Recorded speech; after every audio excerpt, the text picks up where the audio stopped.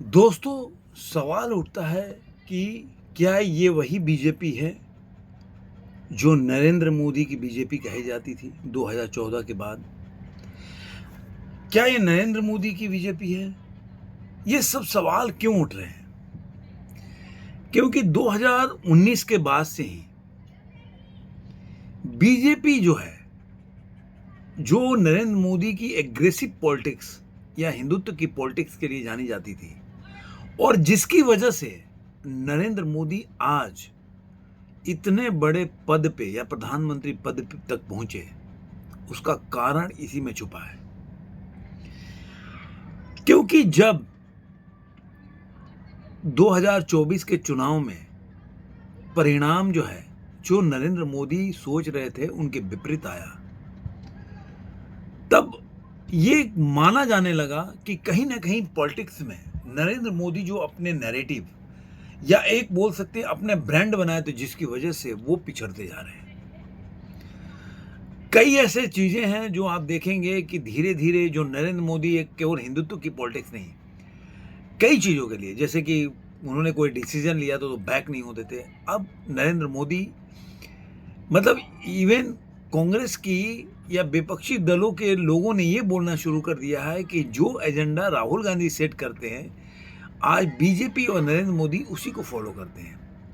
चाहे अभी देख लीजिए जो पेंशन स्कीम हो या कोई भी अभी फिलहाल की घटना में जो देख लीजिए, वो ये भी दावा कर रहे हैं कि जातीय जनगणना भी हम करा के मानेंगे। कॉन्फिडेंस लेवल जो राहुल गांधी लोकसभा में बोलते हैं, तो कहीं ना कहीं इस बात में छुपा है कि नरेंद्र मोदी आखिर ऐसा बोलने के लिए क्यों मौका दे रहे हैं। ये सब बातें जो है ना, आपको घटनाओं का जब विश्लेषण करेंगे तो पता चलेगा। लेकिन अब सवाल उठता है कि आखिर 2014 के बाद 2019 के पहले तक 5 सालों में, या बोल सकते हैं कि 2019 के बाद भी जब कोरोना का टाइम था, उसके बाद मतलब 2021 तक मान के चलिए, नरेंद्र मोदी ने जो चाहा वो किया, अपने बलबूते किया, अपने दम पे किया। कोई मतलब कभी उन्होंने ऐसा भी किसी ने नहीं सोचा था कि वो अपने डिसीजन से बैक होंगे। एक लोग मानते थे कि वो उन्होंने जो डिसीजन ले लिया वहां से वो पीछे नहीं हटते। लेकिन एक जो जमीन अधिग्रहण का कानून हुआ वो वापस हुआ, किसान आंदोलन का वापस, उसके बाद सिलसिला शुरू हो गया। और आज के टाइम में नरेंद्र मोदी, मुझे लग रहा है कि कोई भी ऐसा फैसला नहीं है जो लेकर और उस पर अडिग रहे हैं। हर फैसला से वो पीछे हटते जा रहे हैं। और यही कारण है कि जो उनके समर्थक कोर वोटर हैं, जो कि एक बोल सकते हैं कि 2002 के बाद नरेंद्र मोदी का जो, जिसको नेगेटिव पॉलिटिक्स बोलते हैं, लेकिन उसी पॉलिटिक्स की वजह से नरेंद्र मोदी बने, आज उसी में पिछड़ते हुए दिखाई देते हैं। अब उसमें कोई उनके साथ रहने वाले लोग ऐसे डिसीजन करवा रहे हैं, क्या करा रहे हैं, क्योंकि अगर नरेंद्र मोदी ऐसे होते तो पहले भी करते। लेकिन 2020 से पहले या 21 से पहले और 2002 के बाद से एक डिफरेंट नरेंद्र मोदी थे, जो झुकते नहीं थे। कोर उनका आइडियोलॉजी था, उससे कभी भी बैक नहीं हुए। लेकिन आज नरेंद्र मोदी बैक पे बैक होते जा रहे हैं। और हालिया मैं ये चर्चा इसलिए दोस्तों आपसे शुरू किया क्योंकि अभी आपने नूपुर शर्मा के केस में देखा होगा, कोई भी बीजेपी का प्रवक्ता उनके साथ खड़ा नहीं हुआ। क्या सही है क्या गलत है, इसको कोर्ट में लेके जाना चाहिए था। बीजेपी की एक मतलब काफी बड़ी लीडर थी नूपुर शर्मा, लेकिन उनके साथ कोई भी बीजेपी का प्रवक्ता या बीजेपी जो बोल सकते बड़े बड़े लीडर उनके साथ खड़ा नहीं हो पाए, उनके साथ स्टैंड नहीं कर पाए। और वही कारण अब दिखाई दे रहा है आपको, जो कंगना रनौत है उनके साथ। अभी कंगना रनौत का एक इंटरव्यू आया, उसमें उन्होंने बोला कि जो किसान आंदोलन था उसमें औरतों के साथ गलत व्यवहार हुआ, उनके साथ अपराध हुए, आदमी के साथ मारा गया, उनके हाथ उनके साथ दुर्दशा की गई, काटा गया, मारा गया, सब चीज उन्होंने बोला। और ये बोलने के बाद ये जो जितने भी विपक्षी दल हैं, कांग्रेस से लेकर, उन्होंने एक एक्स पे उसको ट्रोल करना शुरू किया, लेकिन उनके पक्ष में भी लोग खड़े हुए। लेकिन अपनी ही पार्टी बीजेपी ने अपने लेटर हेड में इस बयान से पल्ला झाड़ लिया। अब आप सोचिए कि बीजेपी इसी बात को जब किसान आंदोलन चल रहा था तो बोलती रही है।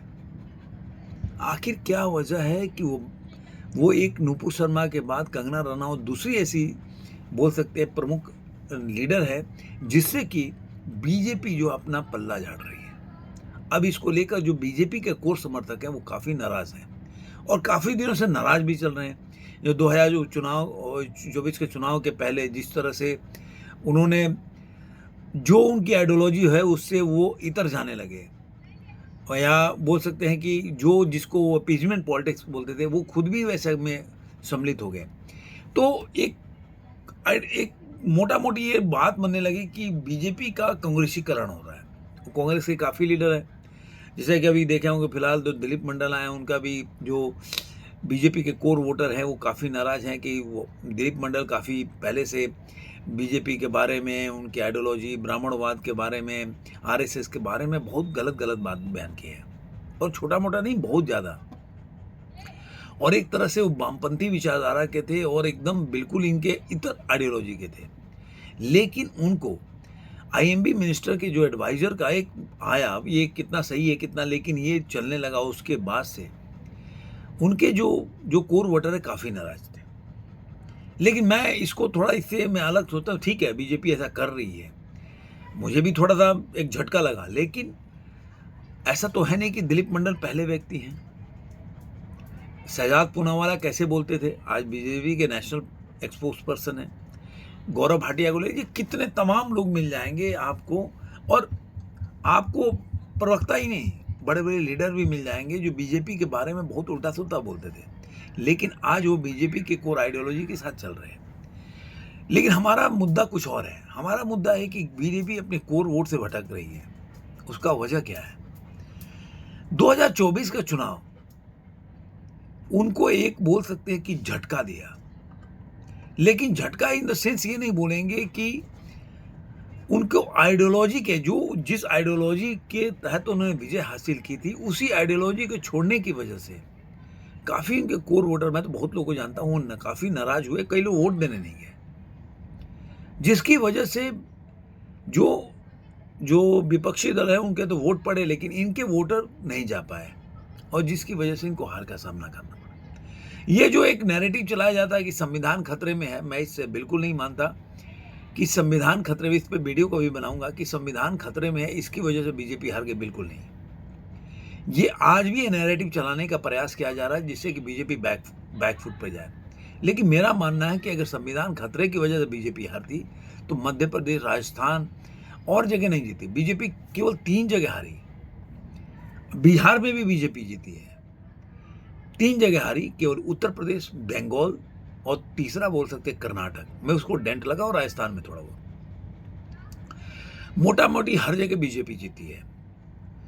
अब बंगाल में तो अभी देखिए ये आ रहा है कि उत्तर प्रदेश में भी अभी योगी आदित्यनाथ जो चुनाव का प्रचार कर रहा है उसमें बता भी रहे हैं कि जो 10 उपचुनाव है कि किस तरह से डबल वोट हुआ, फेक वोटर बनाया गया, और जो बूथ के जो बीएलपी हैं उनको अलग तरीके से मतलब उन लोगों ने सपोर्ट किया, मतलब जो इंडी गठबंधन है उसको, इस तरह से सब चल रहा था गेम। अब उसको जो योगी आदित्यनाथ है उसको बिल्कुल अलग कर रहे हैं। अब ये सवाल उठता है कि बीजेपी आखिर क्यों पीछे जा रही है? बीजेपी आज के टाइम में बहुत ही कंफ्यूज्ड है, और मुझे लगता है कि देखिए इसमें मैं मोदी जी को उतना नहीं देता हूँ। देखिए कोई भी नेता एक होता है, उसके एक टीम होती है और बाकी टीम काम करती है। हर नेता विदेश से लेकर और डोमेस्टिक जो पॉलिटिक्स है उस सबको डील नहीं कर सकता, नहीं तो फिर उसको होम मिनिस्टर, डिफेंस मिनिस्टर और रेल मिनिस्टर बनाने की कोई ज़रूरत नहीं थी। यहाँ पे कहीं ना कहीं मुझे लगता है कि होम मिनिस्टर का चयन जो है वो गलत है। पहले मुझे नहीं लगता था, लेकिन जितने भी जो बीजेपी के जो कोर वोटर नाराज हुए वो सीए के आंदोलन से नाराज हैं कि सीए का आंदोलन हुआ, शाहीन बाग में इतने दिन तक चलता रहा और बीजेपी कुछ नहीं कर पाई। उनको पता नहीं किसने समझा दिया कि जितना यहाँ पे प्रोटेस्ट चलेगा उतना बीजेपी को फ़ायदा हुआ। लेकिन उसके बाद चुनाव हुआ दिल्ली में, बीजेपी को करारी हार का सामना करना पड़ा। फिर भी बीजेपी को कोई समझ में नहीं आया। ऐसे ही किसान आंदोलन में भी हुआ। पता नहीं किस तीर को अपीच कर रहे किसान को, कौन से सो कॉल्ड किसान को वो किस लिए इतना उनको मौका दिए प्रोटेस्ट करने के लिए। जिस दिन ये जो राकेश टिक्कैत रो रहा था उसी दिन अगर उसको गिरफ्तार कर लेते पूरा किसान आंदोलन खत्म हो जाता। लेकिन बीजेपी वहाँ पे बैकफुट पे थी और जिसकी वजह से पंजाब में उनको कोई वोट भी नहीं मिला। लेकिन कौन उनको ज्ञान दे रहा है, कौन चला रहा है, ये समझने वाली बात। तो बीजेपी कहीं ना कहीं अपने कोर एजेंडा जो है या नरेंद्र मोदी जो अपने जिसके लिए पहचाने जाते हैं उसे पीछे हटते जा रहे हैं। और ये जो लेटेस्ट जो कंगना रनौत का जो इंसिडेंट हुआ है उसको लेकर तो मैं यही बोलूँगा कि इसमें कोई गलत कंगना रनौत ने बोला नहीं। ये सारी घटनाएं वहाँ पे हुई है, ये मीडिया का रिपोर्ट है। आप जाइए, आप गूगल में सर्च कर लीजिए, नाम डाल के जो भी कंगना रनौत ने बोली है वो स्टेटमेंट लिखिए और देखिए ये कितने न्यू मीडिया रिपोर्ट में आया है। तो उसमें कंगना रनौत ने कोई गलत बात तो बोली नहीं है।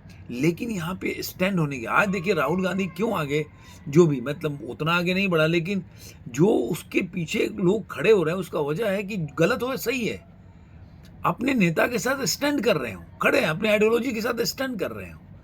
जो पहले बीजेपी करती थी आज राहुल गांधी कांग्रेस कर रही है और वहाँ पे बीजेपी पिछड़ती जा रही है।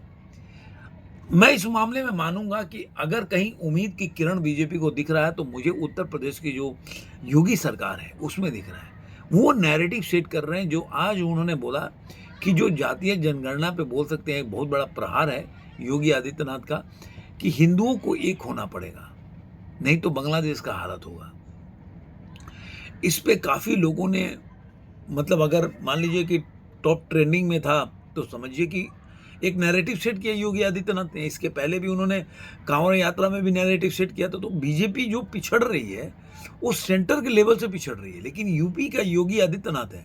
और देखिए मोहन यादव ने भी जो अभी जो बुलडोजर चलाया उसकी वजह से एक नैरेटिव चला उनके खिलाफ, जो वो एक समुदाय के लिए गलत तरीके से वो बुलडोजर चला रहे हैं, कानून नहीं मान रहे हैं। तो देखिए पूरा खेल जो पॉलिटिक्स का है नैरेटिव का खेल है। अगर बीजेपी नैरेटिव में पहले आगे थी तो आज पिछड़ती जा रही है। उम्मीद का किरण केवल दो ही हैं। एक मुझे योगी आदित्यनाथ दिख रहे हैं कि वो काफ़ी तरह से नैरेटिव को सेट किया, जो नेशनल लेवल पे वो एजेंडा को मतलब आप एक्स पे ट्रेंडिंग किया है। आज ही का सब्जेक्ट देखिए जो उन्होंने भाषण दिया आगरा में, वो टॉप ट्रेंडिंग, हर न्यूज़ चैनल पे उस पर डिबेट हुआ। यही तो मतलब आप जो नैरेटिव सेट करें वो पूरा मीडिया उठाए, पूरा उस पर लोगों का स्टेटमेंट चाहे, चाहे वो ओवैसी हो, कांग्रेस के प्रवक्ता हो, अखिलेश यादव, सब लोगों ने उस पर बोलना शुरू किया। तो यही तो है नैरेटिव कि आपके इर्द गिर्द घूमे। पहले यही क्या था कि मोदी के इर्द गिर्द लोग घूमते थे, नरेंद्र मोदी जो बोल देते थे पूरा जो विपक्षी दल उसके इर्द गिर्द घूमते। अब वैसा नहीं है। अब नरेंद्र मोदी पूरी तरह से कंफ्यूज्ड हैं, उनकी टीम कंफ्यूज है, उनको समझ में नहीं आ रहा है ये क्या हो रहा है।